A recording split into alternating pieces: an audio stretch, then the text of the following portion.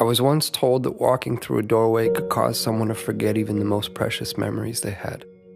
Memories of good, memories of bad, memories of love and of loss, all tucked away neatly, stored like the worn-out blankets that were kept to dress the rainy days and bad habits that happen from time to time.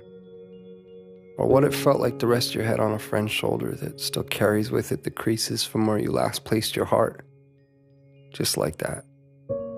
Gone within a single step.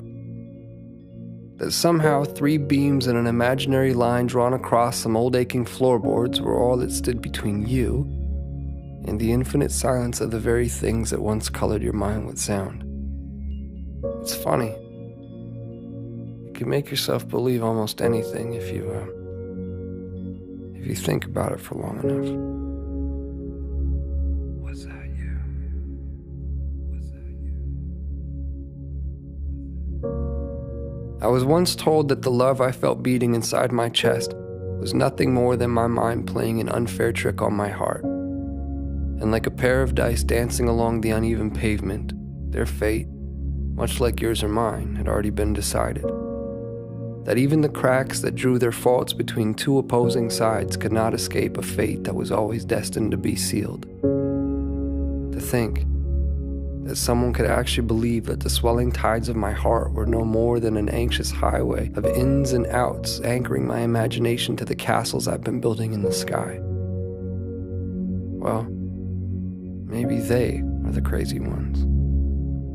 Then again, I have been known to misplace my hope in the way things fall. And if I had to confess, there stands a greater chance that I've all but lost my mind in here. So I suppose it's better off this way. Because I've always believed that the odds of finding what you seek tend to favor those who are open to seeking them in the first place. And I, for one, have never quite understood how odds stand to get even without that frame in mind. To be clear, I've seen a million faces. I've seen a million different faces, each one mirroring that of your own. And still, none of them have felt like home to me. None of them have felt like you. So here we are. And I can vaguely and strangely trace your outline. I can remember what it felt like to hold you. I can remember what it was like to stare blindly into your eyes for what felt like an eternity. How could I forget that? I could never forget that. I could never forget you. No matter how long it takes for my words to make their way through the vastness of this place we've called home, I unto you and you unto me, I say them and will continue to do so. Day after day, night after night, never knowing if you'll actually hear them. There's no place for time here.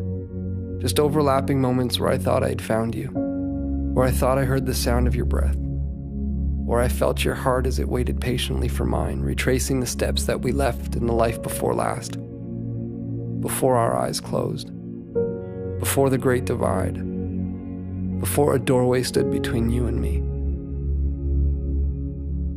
As it stands, I found myself in that doorway again, with both feet in and your heart on my sleeve, but I can't bring myself to walk through this time.